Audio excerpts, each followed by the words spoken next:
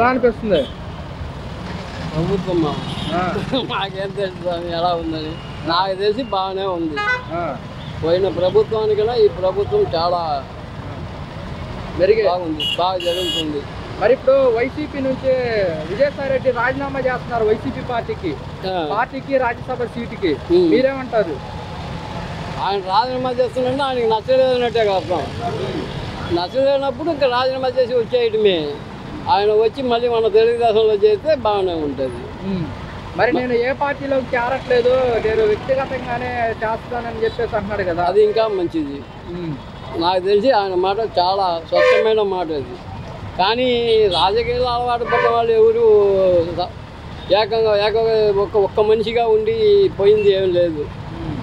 ఎప్పుడైనా పార్టీలో చేరాల్సిందే, అది అంతే. పార్టీలు చేసుకోవటమే. ఆయన నీతిగా ఉండే, ఆయన నిజాయితీగా ఉంటే మాత్రం చేరాల్సిన అవసరం లేదు. అది మంచిదం. అంటే నాకు చంద్రబాబుతో కానివ్వండి, చంద్రబాబుతో నాకు ఎలాంటి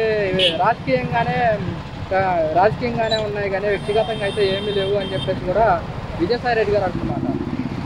అదంతా ఆయనకి ఏముందో నాకు తెలీదు, అంత దూరం మనం ఎక్కువ ఆలోచించాము. కానీ ప్రభుత్వంలోకి ఆయన వచ్చే ఇంకా బాగుంటుంది.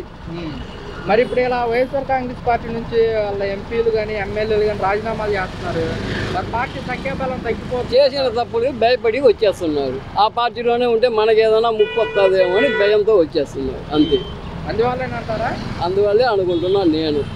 నాకు తెలిసి అదే అనుకుంటున్నా. ఎందుకంటే అప్పుడు ప్రభుత్వం బాగా ఉండింటే ఇప్పుడు ఇన్ని భయపడాల్సిన అవసరం లేదు. వాళ్ళు కష్ట సాధింపు సాధించారు, మొదలుకి వీళ్ళు సాధిస్తారేమో అని వాళ్ళు భయపడుతున్నారు. కానీ ఇప్పుడు తెలుగుదేశం పార్టీ వచ్చి ఇప్పుడు గెలిచి కూటమి ప్రభుత్వం గెలిచి ఇప్పటిదాకా రోజాను అరెస్ట్ అన్నారు. రోజు ఏమైనా అరెస్ట్ చేశారా? అరెస్ట్ చేయలేదు. సరే పోనీ పార్టీ మారింది కదా, ఆమెనా నోరు తగ్గించుకుందా? తగ్గించుకోలేదు. ఎవరు నోరు తగ్గించుకోవట్లే. ఉండే దాంట్లోనే ఇప్పుడు కరెంటు ఛార్జీలు పెంచిందంతా జగన్ ప్రభుత్వంలోనే.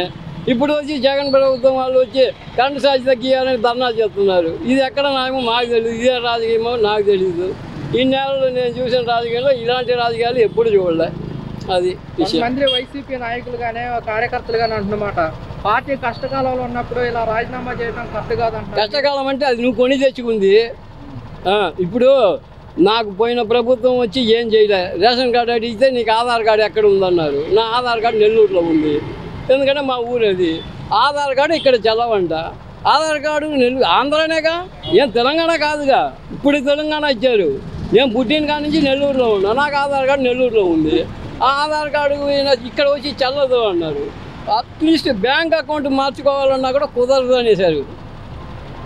అందుకని ఆధార్ కార్డు మార్చుకున్నా. రేషన్ కార్డు అడిగితే ఒక్కడిగా ఉండేవాడికి నీ ఫ్యామిలీతో ఉంటే నీకు రేషన్ కార్డు అన్నారు. నాకు ఇప్పుడు ఇతరుల సంగతి వదిలేస్తే నాకు జరిగిన అన్యాయం ఇది. కానీ ఇప్పుడు వీళ్ళు వచ్చి చేసింది కూడా అదే. ఇప్పుడు నేను పోయి రేషన్ కార్డుకి తిరిగా, ఇప్పుడు ఇవ్వట్లేదు అన్నారు. ఏదో జనవరిలో రేషన్ కార్డు ఇస్తాను అన్నారు. ఒక్కడిగా ఉండేవాడికి రేషన్ కార్డు ఉండదా? అంటే రోడ్డు మీద పనుకుంటున్నానా? నాకు ఇల్లు వాకిలి అన్నీ ఉన్నాయి. నేను ఒక్కడనే, మా భార్య చనిపోయింది, ఏం చేయాలా? పిల్లకాయలు లేరు అంటే మాకు రేషన్ కార్డు ఇవ్వకూడదా? నేను ఇన్నేళ్ళు రేషన్ కార్డు అవసరం లేదు అనుకున్నా. ఇప్పుడు పెన్షన్ కావాలంటే నీకు రేషన్ కార్డు కావాలన్నారు. రేషన్ కార్డుకి పోతే ఇప్పుడు రేషన్ కార్డు ఇవ్వనంటున్నారు. అప్పుడు నాకు పెన్షన్ ఎగతగినట్టేగా. పోయిన ప్రభుత్వం చేసింది అదే. ఇప్పుడు వీళ్ళు వచ్చి నాకు ఇవ్వలేదు. ఇంకా రేపు ఒకసారి తిరిగా, ఇంకొకసారి తిరుగుతా, ఇంకొకసారి తిరిగినప్పుడు మళ్ళీ మీలాంటి వాళ్ళు ఎవరన్నా వచ్చి అడిగినప్పుడు ఖచ్చితంగా ఇదే మాట అంట. ఏ ప్రభుత్వం నాకు న్యాయం చేయలేదు. నా ఓటు తెలుగుదేశానికి వేసా. పోయినసారి వైసీపీ చేసా.